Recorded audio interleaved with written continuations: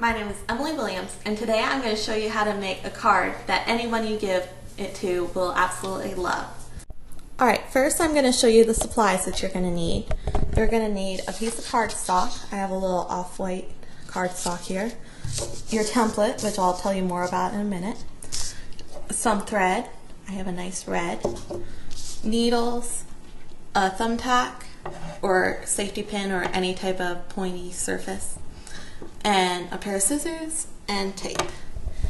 Now this template, we're going to make something called a mystic rose, which is basically, you'll see, I don't know if you can tell that, but I have 19 points all in circles evenly spaced. What we're going to do is we're going to connect each of those points to another point. So the first thing you're going to do is you're going to put your template on top of the piece of paper like that.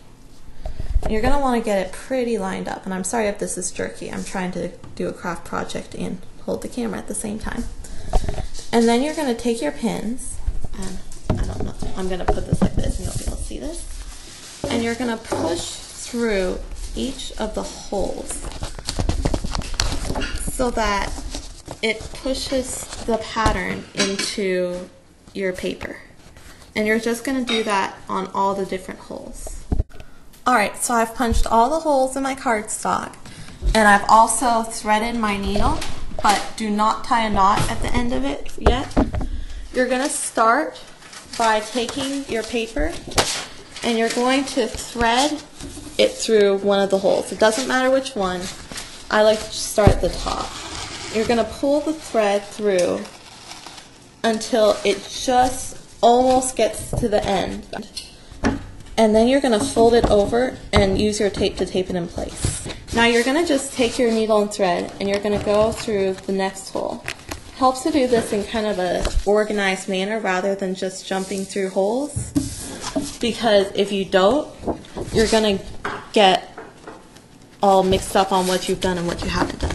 So I like to go around and just go hole first, just to say it. This would be hole 1, hole 2.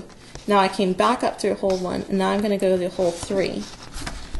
I'm going to continue doing that all the way around the circle, so that I'm going to go to hole 4, hole 5, hole 6. Alright, one thing I forgot to mention is that you're not going to have enough thread to do the whole time around, so you're going to need to rethread your needle. And a couple tips about that. You're probably going to have a tail left over after you finish, so just tape that down. And then when you get your thread, never get thread longer than you can actually reach, because if you do, you're going to have an awkward maneuver trying to get the thread pulled relatively tightly. And then one other thing is, you might think that you can save time by just going in the next hole and then coming back up this. It doesn't, because then you're stuck doing that and you use the exact same amount of thread. So just keep going in the top hole and out the bottom hole. Alright, so this is with the first time done. You see I've taken this point and connected to each of the other points. So that's the first spot. So now we're just going to tie off the bottom. So I just like to use a little piece of tape for that. Now you're going to do the exact same thing, but you're going to start by coming up on that dot instead of on this dot.